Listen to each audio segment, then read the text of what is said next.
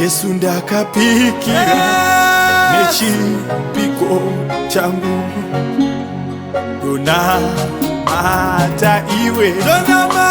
Mubatsiri wangu Handizotyi kukundwa kana pedyo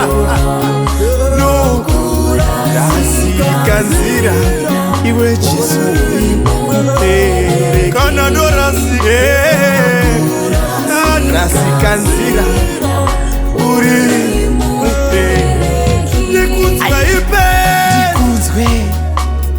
pedyo neni ndakaunganirwa Zviro zvekugarika zviri kutambudza Ndinotya mhandu dzakawanda Jesu swederai undidzivirire Jesu swederai pedyo swederai undidzivirire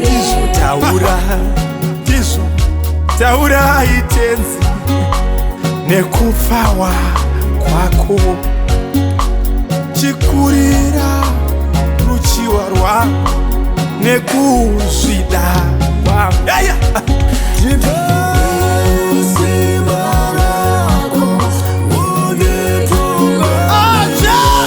aiwa nditungamire mhandu ite kuti ndinzwe izwi rako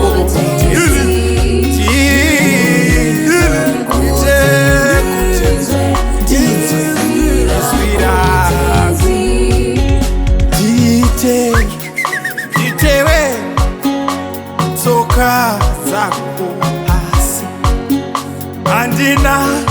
handina simba tenzi asi rako chete aiwa tungamira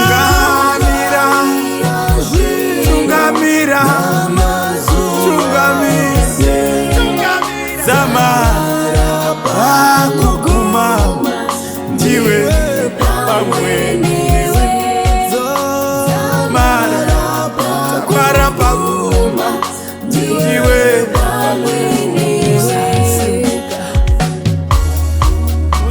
Simuke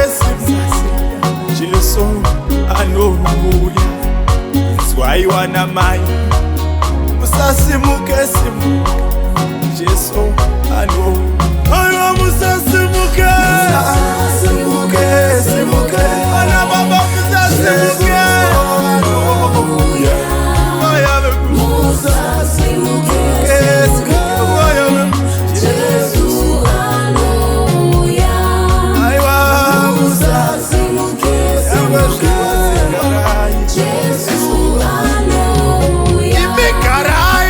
Garai